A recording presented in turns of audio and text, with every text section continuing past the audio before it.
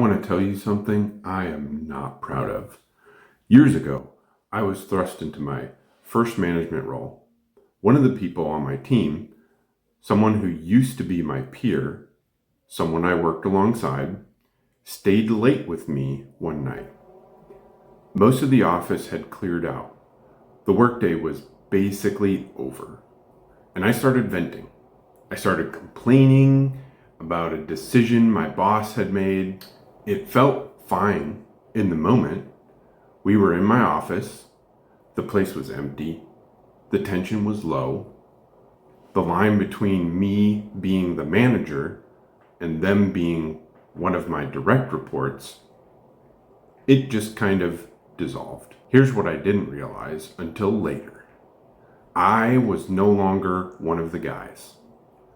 I had the title, and the moment I vented to someone on my team about my boss's decision, I didn't just blow off steam, I undermined my own authority. I put that person in an uncomfortable position I should have never put them in, and I showed them I was still trying to be a peer instead of a leader. That's the trap nobody warns you about when you get promoted to manage people you used to work alongside.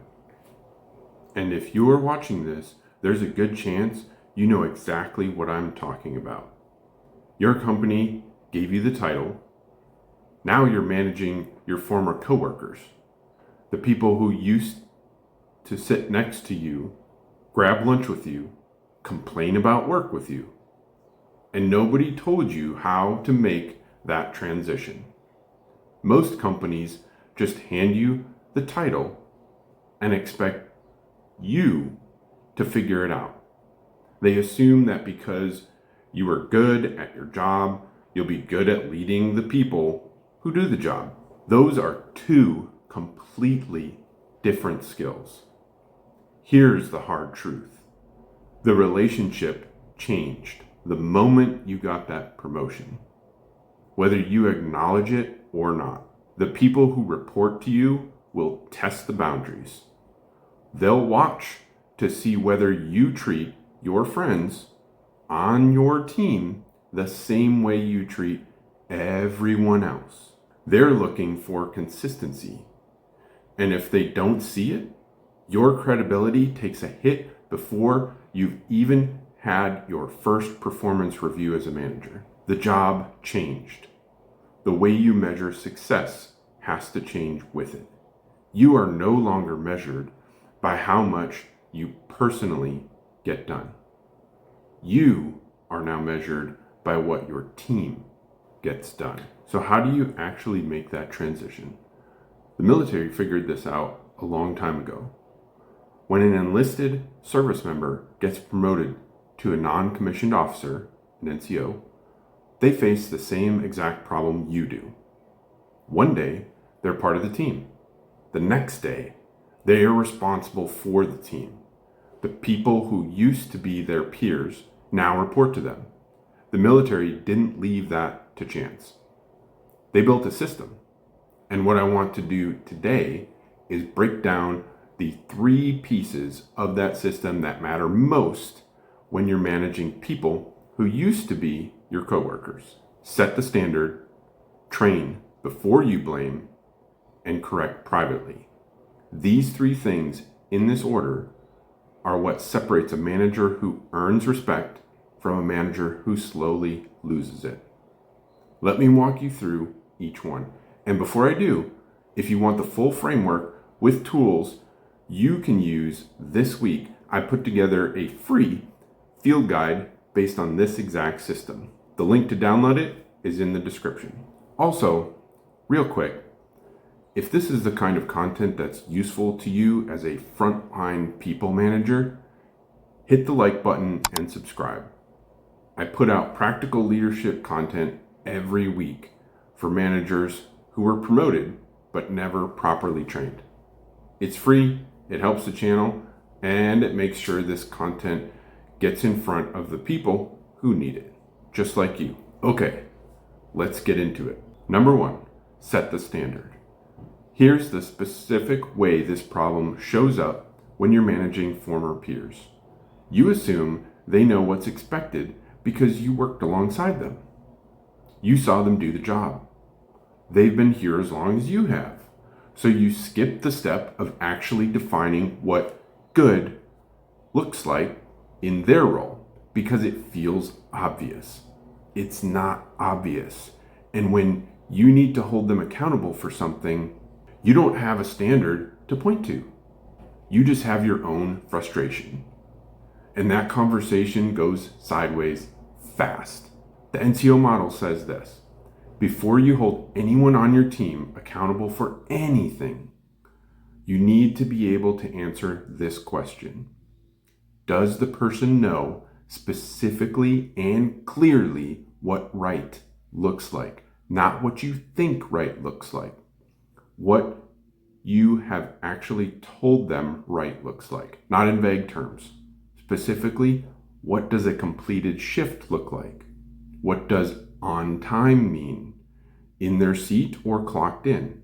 What level of work quality is acceptable and what isn't? If you can't define the standard in one clear sentence, you don't have a standard yet. You have an expectation. Expectations live in your head. Standards get communicated to your employees. And here's why this matters, even more with former peers. The standard is what removes the personal dynamic from the conversation. When a friend on your team misses a deadline or cuts a corner, you don't want it to feel like a personal confrontation. If there's a clear standard, it isn't. You're not telling them they messed up. You're pointing to the standard and asking why it wasn't met. That's a completely different conversation. And it's one you can have without blowing up the relationship. Your action this week: write down what good looks like for each major responsibility on your team. 1 sentence per responsibility. If you can't write it, you can't hold anyone to it. Number 2, train before you blame. This is the most common mistake I see new frontline managers make, especially when they're managing people they used to work with. They assume that because someone has been doing the job for a while, they've been doing it correctly. They skip the training step.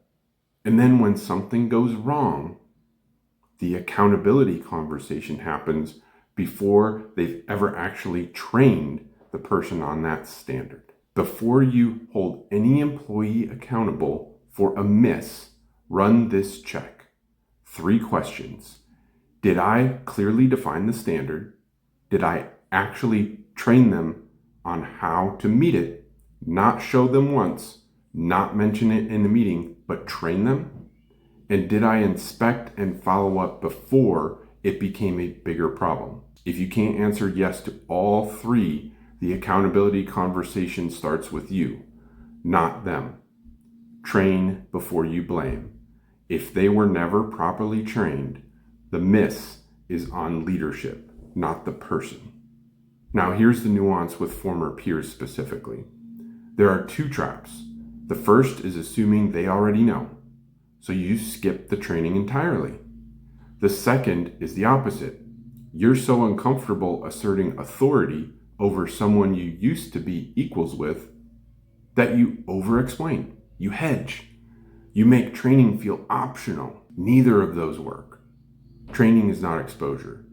You cannot show someone something once and then blame them when they don't do it right. Training means the person understood the standard, saw what right looks like, had a chance to ask questions, and practice enough to retain it. It's not done until you've confirmed they understood, not just assumed. And once someone has been properly trained, you now have a fair basis for accountability. You're not holding them to something they never agreed to or didn't know. You're holding them to what they were trained on.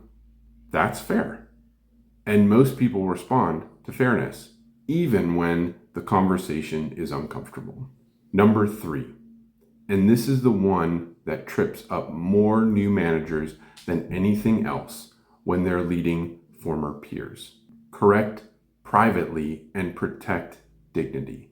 When someone on your team who used to be your coworker misses the standard, you have a choice. You can ignore it, you can address it publicly, or you can address it privately, directly, and without making it personal. Ignoring it feels like the easy path. It protects the friendship in the short term, but here's what actually happens.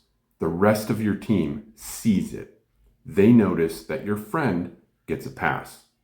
And the moment they believe that the standard doesn't apply equally, your credibility as a manager is gone. Not dented, gone.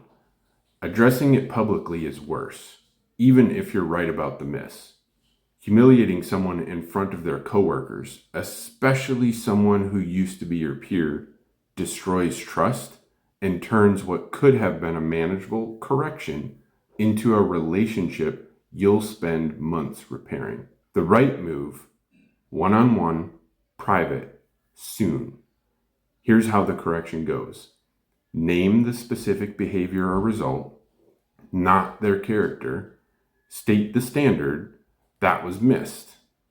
Ask what happened before you explain what needs to change, and close with a clear expectation going forward. Correction that protects dignity produces employees who want to improve. Correction that embarrasses produces employees who only want to avoid you. And I want to say something about the friendship piece specifically. Correcting a former peer does not mean ending the relationship. It means being honest with them in a way that most people in their lives won't be. Done privately and with respect, this is one of the most valuable things a manager can do for someone they care about. What you're communicating when you correct someone fairly is, I take this role seriously enough to hold you to the same standard as everyone else on the team. That's not a betrayal of the friendship. That's what a leader does. So let's bring it back. That moment in my office, venting to one of my direct reports about my boss's decision. That happened because I hadn't made the identity shift. I was still trying to be liked instead of respected. I still saw myself as part of the team instead of responsible for the team. The three things that changed that for me: I defined the standard so every employee, friend or not, knew what was expected. I trained before I held anyone accountable so the conversation was fair. And I learned to correct in private so I could address the issue without destroying the relationship. That's the system. It's not complicated, but it requires you to actually make the shift from a peer to a leader. If you want the full framework with tools you can start using this week, I built the free Frontline Command field guide based on the NCO manager model.